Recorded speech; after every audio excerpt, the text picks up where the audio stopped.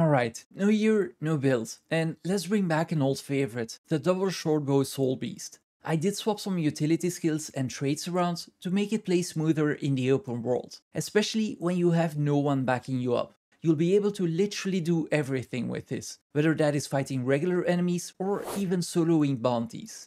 Let's start by going over the traits and start with skirmishing, which will increase our critical hit chance by up to 35% by helping us maintain fury, as well as give us a 15% damage and 10% crit chance bonus by simply flanking or staying behind our enemies. And when we're fighting a defiant enemy, which is one that cannot be crowd controlled, we don't even have to worry about this requirement, as the modifiers will always be active in that case. Our major traits will grant us a chance to inflict bleeding every time we critically strike an enemy, and increase our bleeding damage by 33%. Our Grandmaster trait is a huge quality of life improvement, as it will let all of our shortbow attacks pierce, reduce their cooldowns, and add another damage bonus when we're flanking or behind our enemies. You do get another bonus to damage and condition duration for 4 seconds every time you dodge or use Shortbow 3. At first, don't worry too much about this, but once you get used to the build, it's worth trying to maintain this buff during longer fights. It actually isn't that difficult, as it basically boils down to using Shortbow 3 off cooldown and using one of your dodges in between.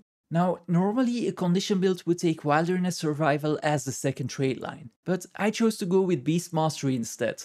This trait line is meant to increase your pet's damage, but since we'll be merged almost all the time, we are actually the ones benefiting from all of the bonuses ourselves. The major traits will help us maintain 25 might, quickness, and grant us 3 seconds of super speed every 16 seconds. This will help us move from pack to pack when we're farming, or dodge mechanics even when we're fighting champions. Natural healing is gonna let us recover 413 HP every 3 seconds. Right now, this does not look like much, but you might change your mind once we're done with the Soul Beast traits. And being a Soul Beast will let us merge with our pets, benefit from their bonuses, and let us use a powerful beast ability. Our major traits will help us maintain fury and quickness permanently, and vastly increase our survivability. Predator's Cunning steals health every time we apply poison to an enemy, and Eternal Bond will heal us every time we swap pets, as well as actually enabling us to swap pets while we're merged.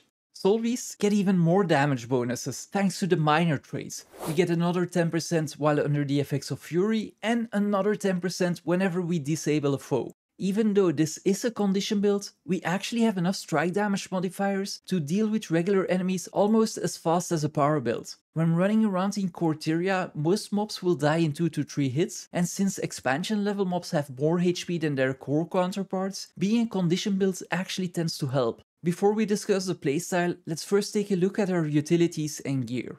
Overall, you're free to change your skills to fit your own needs, but I would advise keeping We Heal as 1 on your bar at all times. This skill heals us for about 25% of our total HP, but its secondary effect is what makes this build come together, as it will let us copy any boons from our pet and vice versa. But since we're merged with our pet almost all the time, we'll basically be copying boons from and to ourselves. This will let us maintain 25 might as well as all of the other boons I mentioned near permanently.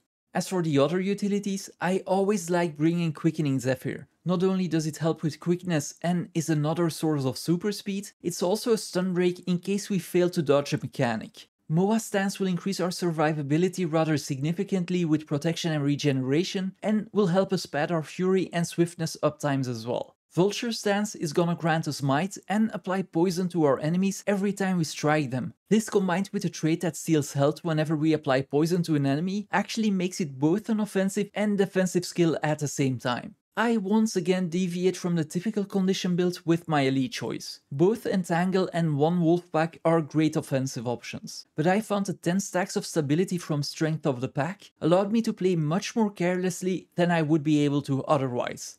I promised I would be showcasing Celestial gear in my build guides, which in this case is actually my preferred stat combo when I run around in the open world. And Runes of the Afflicted are gonna help with condition damage as well as poison and bleed duration. If you don't have a Celestial set, but you do have a Vipers or Ritualist set from instance content, it's fine using those instead.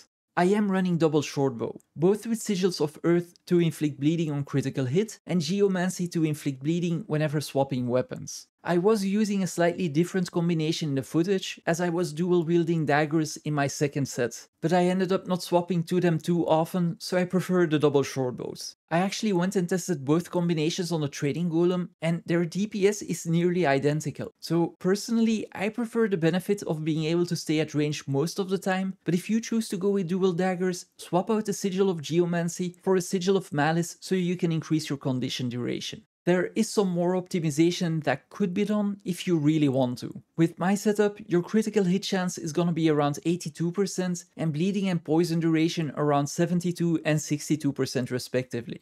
You could change some gear and sigils to increase these to 100%, but for me it wasn't worth giving up the extra boon duration from my Celestial set or swapping to Trailblazer, which means we'd actually lose out on our critical hit chance and waste a lot of our traits that trigger whenever we actually land a critical hit.